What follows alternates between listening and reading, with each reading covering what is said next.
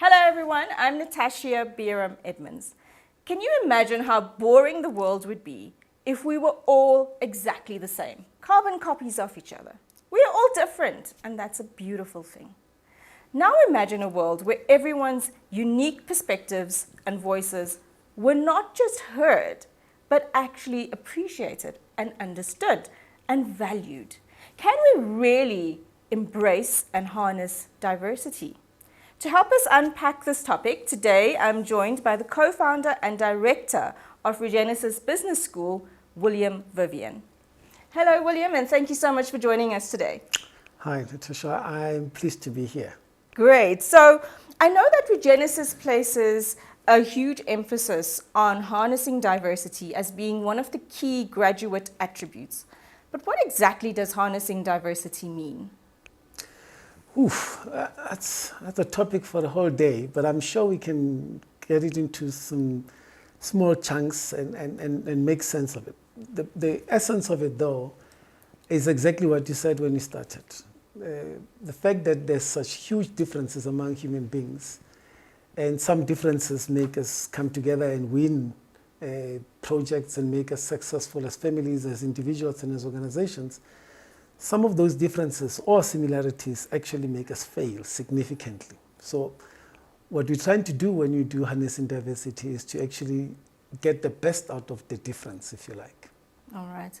And, I've heard it said that diversity is like being invited to a party, inclusion is being asked to dance, and belonging is dancing like no one's watching. So we're talking about diversity, inclusion, and belonging. All together, they sound like they go really well together. Yeah. Can you really just explain to us how these are related concepts and how one cannot really exist without the other?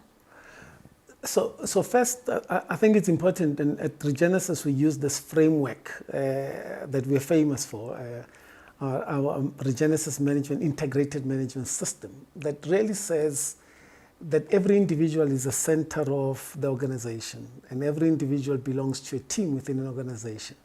But every organization has a culture, structure, systems, and processes that are, to a great extent, influenced by the external environment. And what we try and do is really to get people to understand all of those variables is to look at them at different levels. So at the level of the self or the individual, if you like, at the teams, at an organizational level and an external environment. Now, if we have to talk about inclusion, belonging, in that sense, we're talking at the level of individuals, right? We're saying here's an individual, and how does this individual belong, a sense of belonging. But that's a sense of, it's a behavioral thing, and it's related to one of the emotional or intelligences that we call emotional intelligence. But maybe let's start with the basics, right? If we start with the basics around that being the model, the basics are that people are different. And what makes them different? Age, gender, sexual orientation, geographic location, race. Now, the primary diversities are the things that you cannot change about yourself. But the secondary diversities are the things that you find in the world. The fact that we come from different social backgrounds, we come and work in the same workplace. Those are, I may be rural and you may be too urban. That's secondary differences. Now, if we have to be able to if I have to have a sense of belonging in an organization, but people don't accept me simply because I am black, or I am white, or I'm Indian, or I am young, or I'm old.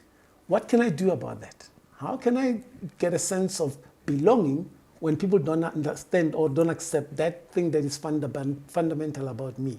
That's where the problem is going to be. So that's why I'm saying we need to look at it at different levels and also just tease it apart a little bit. Inclusiveness, I invite you to a party. You come, and then you come and become a part of a party and dance.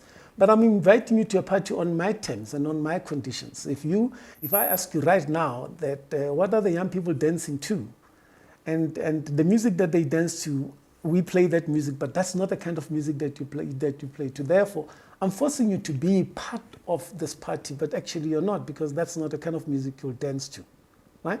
So when you say, therefore, we're doing an inclusive culture, to what extent is it determined by the leadership or by the organization that has its own culture, or is it where we're accepting people as who they are and to feel included and to feel that they belong, right?